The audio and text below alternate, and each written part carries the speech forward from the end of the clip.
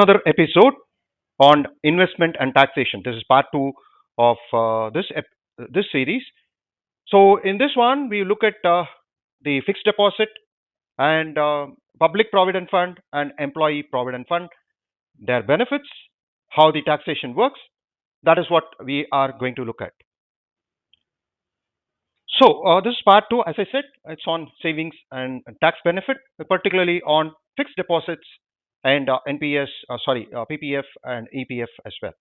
So, fixed deposits. If you look at fixed deposits, there are public sector bank, which is like State Bank of India, Canara Bank. There's so many public sector banks. The public sector banks were started immediately post independence, whereas the private banks like your ICICI, HDFC, they were floated for specific purpose. Like HDFC, if you look at it, it's for housing sector around I would say around 1990s. And similarly, the ICICI, if you look at the full form, it is something like Industrial Credit Corporation or something. So that's where ICICI was floated. And then it went into the retail banking around 2000s is what it went into retail banking. In the sense, any citizen can become an account holder in these banks. So you have public sector bank, private banks, and corporate. So the way it works is, if you look at the deposit, public sector bank, because it's government, mostly government funded, the deposit rates are maybe 0.25% less compared to the private banks like HDFC, Access, or ICICI. Will be slightly less, but now these days it's almost becoming equal.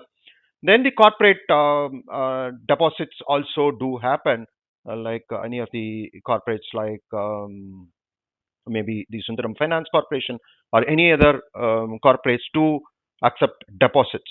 So that is about 0.25 or 5% high, and various types is savings is one of them. Saving deposit, yeah, I mean the interest rates is around 3%. Recurring deposit and current deposits is for the current account, which is for the business, and then you have fixed deposits as well. We are going to look at the fixed deposit. So fixed deposit, if you look at it, the it is for the certain period of time. That's what we look at it. So the point here to notice, the functionality wise, it has the highest safety. It has the highest safety because by chance, all this, by chance if the bank falls, then it is always the deposits. It's what is gets liquidated, and the people are or the whoever has invested in that deposit are naturally provided back to the customer who has deposited. So it has the highest safety as far as the FDs are concerned compared to equity. Equity is that shareholdings is the next one. Only after deposits are liquidated and provided, and then only the shareholders gets his share of whatever the invested money, because the deposits are kind of a liability which bank or even the corporate need to be highest level of liability banks are supposed to pay. So that's where it has the compared to the shareholdings or equity, the deposit has the higher priority, and it has been whenever liquidity or something happen, which is very very very rare in case of the public sector banks or the private banks, they get the um, they get the money first, and apart from that there is deposit guarantee as well. We'll see that there is one point on that. So no doubt has the highest safety, the fixed deposit, but the flip side of it is the percentage. 12% is rare.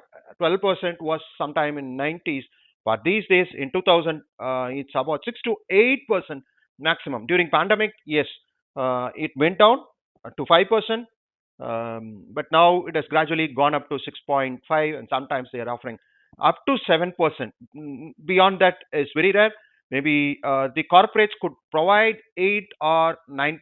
The point I'm trying to mention is why I mentioned the 12% over here is for the reason that once upon a time, maybe about 20, 30 years back, it was 12%. So the fixed percentage, whatever 1 lakh, if you for 1 year, 6%, 6,000 will be your interest rate.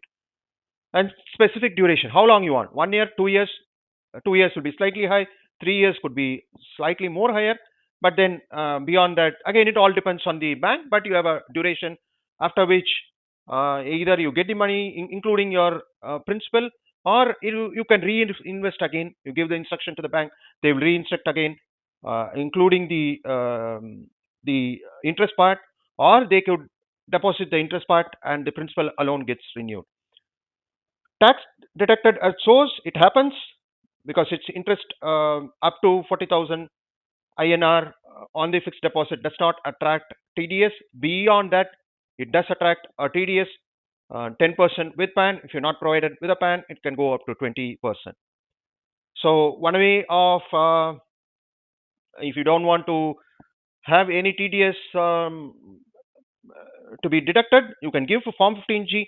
The reason is, if you're an income tax, regular income tax filer, you would say that I'll take care of um, the taxation, because up to, as of now, up to 5 lakhs, you don't have any taxation. So in case, though interest up to 40,000 INR is not, they don't deduct tax at source, and you don't want to, because you feel that your interest rate total income doesn't go beyond 5 lakh, you can give form 15G if you are below 60 years and ask them to not deduct the taxation TDS, and you can say that I'll take care of it. Again, one more point to notice that it's up to 2,50,000. Beyond that, for 15G, whether you give the 15G or not, banks are supposed to deduct the TDS. And if you're a senior citizen, it's up to 5 lakhs. Anyway, from the taxation perspective, 5 lakhs is the um, is what is there is. You may not be required to pay the taxes depending upon your standard deduction, the investment you make. There are a number of parameters. So ideally, consult a tax consultant or an auditor to check out what is the tax needs to be paid, because these days you need to be very careful. It gets reflected in the income tax site against your PAN. You need to be careful. Some point of time you get the notice as well. So to take care of that as well. So there is a deposit guarantee scheme. Government provides that. Earlier it was 1 lakh, up to which they give an insurance. If you the bank goes out of business, they can give you. There's a calculation based on which earlier it was 1 lakh and now they have increased it to 5 lakhs. Pros and cons. If you look at it, the pros, it's just like a cash at bank. Anytime you want to cancel it, you can cancel it, but there will be penal charges, penal interest charges, which gets detected, and then you'll be provided with whatever your deposit amount. Again, there are tax-free bonds which could be for 5 years period, and you can claim exemptions under ETC if you deposit for 5 years. But the interest accumulated during the accumulation phase, that is deductible. That's so it is. It's not. None of them is. It's not EEE. Only that is exempt, exempt, exempt. It's not EEE accumulation. One is that during the investment, then accumulation, and then withdrawing. So it's not triple E as far as fixed deposit is concerned. So only if it is for 5 years, then you could go for it could be eligible for ATC. So lowest returns, sometimes it might not satisfy even the inflation. So inflation, if you look at India, it's about sometimes earlier there were days in 2010 it went up to 10, 11%. Whereas if you're going to get interest of 7%, then yes, the due to inflation, it will not satisfy the inflation at all. So, so that's the flip side of it as far as the fixed deposit is concerned. Provident funds. There are again two types of provident funds. One is the employee provident fund. When you are in employment, you go for the employee provident fund. The employer contributes, and you, the employee, also contributes. So it's more beneficial. Interest is generally above 8%, and tax exemption under ATC up to INR 1,50,000. The contribution can be up to 58 years if employed. But in case if you are a private employee, you take on early retirement. Earlier, I think about 10 years back, it is only up to 3 years. It will gain post your employment. Suppose if you are 50 years old, you quit your job up to 53, no contributions are made into EPF by your employer, then up to 53 is what that will gain the interest. But these days, I mean, from 2017 or 18, the government of India made it till 58, that is 55 plus 3 years.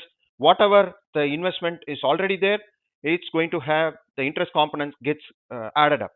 the 8%. So you get an 8% interest, and it qualifies with, there are certain conditions, but generally it qualifies with that is exempt, exempt, exempt. So my suggestion is, if you're an employee and even post your if you resign from your service and going to start on your own, this is a good kitty to look out for your retirement. When during the retirement, you can at least about 55 years, after 55 years, you withdraw the money, you get a huge sum of money. So that's about EPF. And this is only if you are salaried, because the employer need to contribute. You can't contribute there. So that's where there is public provident fund, where anyone can open the public provident fund. You need to mainly approach banks, SBI or HDFC, any banks, and you can open up the public provident fund.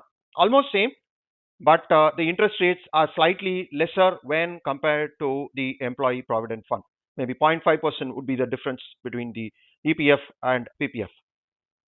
Tax exemption is same up to 1,50,000. But here there is a difference. Tenure is generally the first time when you start, it's about 15 years, and then it is can be extended for 5 years each. You can keep extending it. Um, uh, Twice you could do of 5 years each, but now they say even you can extend it much more time, the third time also. But keep in mind, it's 15 years plus 5 years, 20 years, 25 years is what generally public provident fund works better. So higher security and falls under exempt, exempt. So if you're planning for your retirement and you don't want to take much risk, yes, this is the best bet. If you're employed, well and good, go for a public provident fund. And if there is a gap of maybe employee provident fund, you're getting 70, 80,000 is what gets deposit, and the balance you get go to public provident fund, and so that it makes up to 1 lakh 50,000. And part is that it's exempt, exempt, exempt. So you could build a kitty towards your retirement.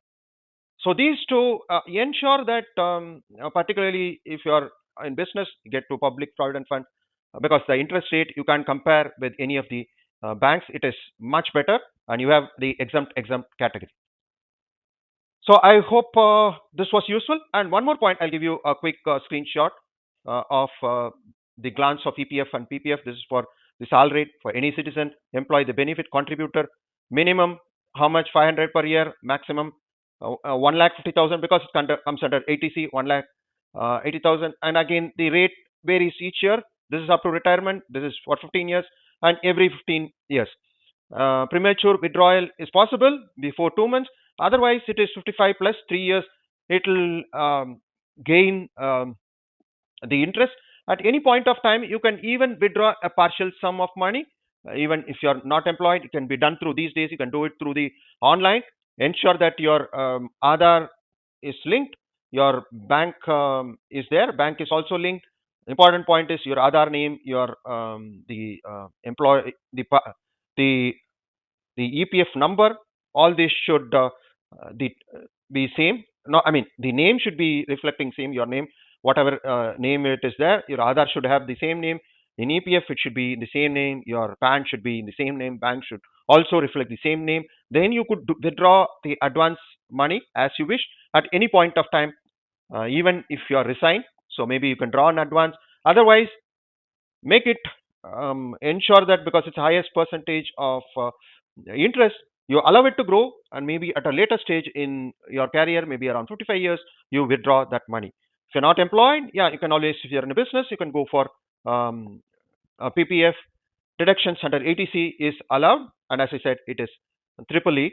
So that's about the fixed income, that is fixed deposit, because these are all fixed income. It doesn't have link to market, your share market, because earlier days it was like that, but now you have NPS, or you could even deposit in a mutual fund. You can claim exemption under ATC. We'll see that in the next presentation. Thank you.